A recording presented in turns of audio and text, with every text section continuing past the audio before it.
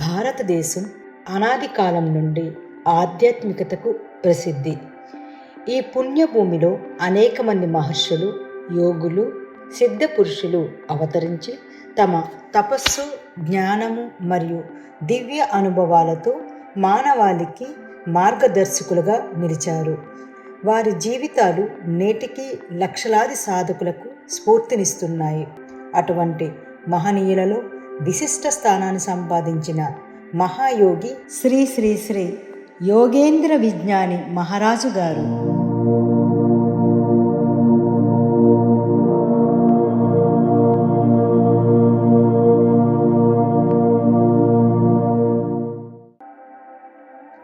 శక్తిపాత సిద్ధ మహాయోగ గురు పరంపరలోని అనేక మంది మహనీయులు సన్యాస దీక్ష స్వీకరించి ఆధ్యాత్మిక ఉన్నతిని సాధించి ఆధ్యాత్మిక ప్రపంచానికి ఎనలేని సేవ అందించారు.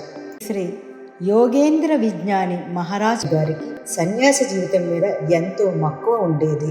శ్రీ గురుదేవులు నారాయణ తీర్థ మహారాజు గారి ఆజ్ఞ మేరకు భవిష్యత్తులో ఆధ్యాత్మిక సాధకులను ఉద్దేశించి వారిని మార్గదర్శనం చేయడం కోసం గృహస్థ జీవితంలో ఉంటూనే అత్యున్నత ఆధ్యాత్మిక శిఖరాలను అధిరోహించి కుటుంబంలోనూ మరియు సంఘంలో ఉంటూ ఆధ్యాత్మిక లక్ష్యమైన పరమాత్మను చేరుకోవచ్చు అని ఆచరించి సాధించి భవిష్యత్ తరాలకి మార్గదర్శనం నిర్దేశించిన గొప్ప త్యాగమూర్తి మన శ్రీ గురుదేవులు యోగేంద్ర విజ్ఞాని మహారాజు గారు.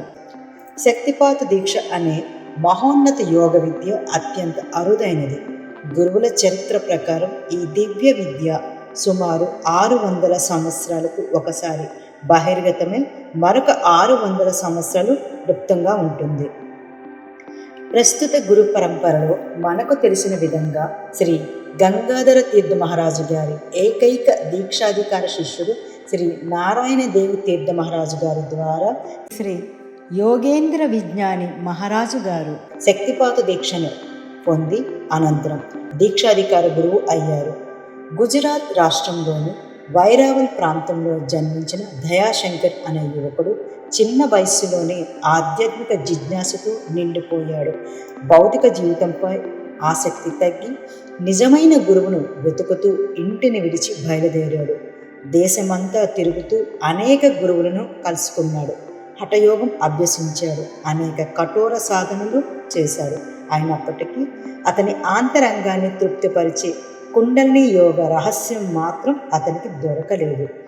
అనేక సంవత్సరాల అన్వేషణ, కష్టాలు, నిరాశలు మరియు పరీక్షల అనంతరం 1918 సంవత్సరంలో తూర్పు బెంగాల్లోని బినోతియాలో శ్రీ గురుకృప వలన నారాయణ దేవ్ తీర్థ మహారాజు గారిని దర్శించే అదృష్టం లభించింది. వసంత పంచమి పవిత్ర సమయంలో గురుదేవుడు ప్రసాదించిన శక్తిపాత దీక్ష ద్వారా దయాశంకర్లో దాగి ఉన్న ఆధ్యాత్మిక శక్తులు మేల్కొన్నాయి. ఆ క్షణమే అతని ఆధ్యాత్మిక జీవితానికి నాంది పలికింది. గురుదేవులు ఆయనకు ఒక మహత్తరమైన బాధ్యతను అప్పగించారు. శతాబ్దాలుగా రహస్యంగా ఉన్న ఈ శక్తిపాత విద్యను ప్రపంచానికి పరిచయం చేయాలని, భగవంతుని తెలుసుకోవాలి అనే తీవ్ర తపన ఉన్న ముముక్షువుల కోసం దీనిని విస్తరించాలని ఆదేశించారు. ఆ ఆశీర్వాదంతో దయాశంకర్ యోగానంద బ్రహ్మచారిగా ప్రసిద్ధి చెందారు. అనంతరం కుండలిని యోగంపై లోతైన పరిశోధనలు చేసి అనేక మందికి శక్తిపాత దీక్షను అందించారు. ఆయన రచించిన మహాయోగ విజ్ఞానం గ్రంథం కుండలిని యోగ రంగంలో అమూల్యమైన ఆధ్యాత్మిక సంపదగా నిలిచింది. తన గురువు ఆజ్ఞను అనుసరించి గృహస్థాశ్రమంలో ఉంటూనే అఖండ సాధనను మరియు నిరంతర గురుసేవల వలన అతని జీవితం ఒక గొప్ప ఆదర్శంగా నిలిచింది.